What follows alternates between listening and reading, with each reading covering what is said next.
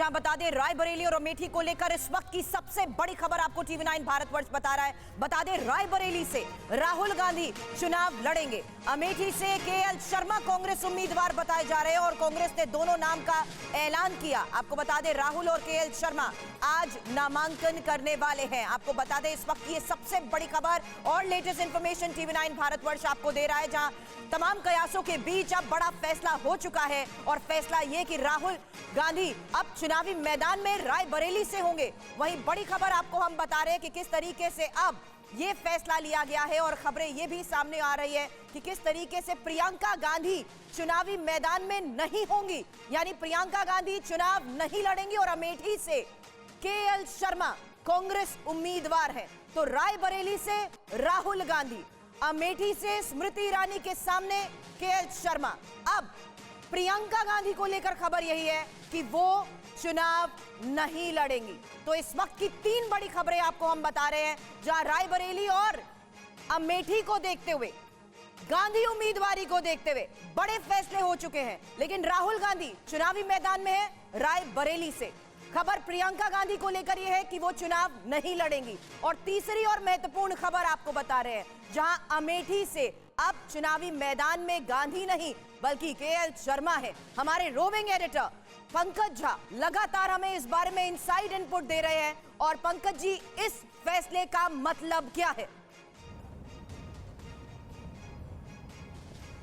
इस फैसले का मतलब ये है कि शुरुआत से प्रियंका गांधी को झिझक थी कि वो इस वक्त चुनाव नहीं लड़ना चाहती हैं। उसके पीछे उनके दो तीन तर्क थे। सबसे बड़ा तर्क ये था कि संसद में गांधी नेहरू परिवार के तीनों सदस्य नजर आए, यानी सोनिया गांधी राज्यसभा में पहुंच चुकी हैं, राहुल गांधी लोकसभा में पहुंचते हैं, और वो भी अगर पहुंच जाती हैं तो जिस तरीके से बीजेपी परिवारवाद का आरोप लगाती रही है गांधी नेहरू परिवार पर, उसको एक बड़ा मौका मिल जाएगा। प्रियंका ये नहीं चाहती थी। दूसरी बात यह है कि वो जल्द एक्सपोज नहीं होना चाहती थी चुनावी राजनीति को लेकर। उनको लगता था कि वो स्टार कैंपेनर हैं, क्राइसिस मैनेजर रही हैं पार्टी की, और उनके पास बहुत सारे काम है। अगर इस तरीके से वो आ जाएंगी तो एक लोकसभा सीट में फंस सकती है। और इसीलिए राहुल गांधी रायबरेली से चुनाव लड़ रहे हैं, जिनके लिए प्रचार का काम प्रियंका गांधी पहले से, जब भी राहुल गांधी और मां सोनिया गांधी चुनाव लड़ते रहे हैं, तो प्रचार का काम, चुनाव प्रचार का काम प्रियंका गांधी ही करती रही। तो पहली बार अमेठी नहीं बल्कि रायबरेली से राहुल गांधी चुनाव लड़ेंगे, ये तय हो चुका था। और अब जाकर के अमेठी को लेकर भी सस्पेंस खत्म हो गया है। वहां प्रियंका नहीं बल्कि केएल शर्मा के बारे में पंकज जी जानना चाहेंगे, क्योंकि अमेठी से गांधी परिवार का ना होना, केएल शर्मा की उम्मीदवारी,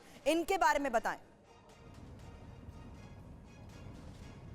देखिए, सोनिया गांधी रायबरेली से जब सांसद रही हैं जब भी, तो केएल शर्मा उनके सांसद प्रतिनिधि के तौर पर रहे हैं। पिछले कई सालों से रायबरेली का काम वो देखते रहे, संगठन से लेकर सांसद जो सोनिया गांधी है उनका कामकाज।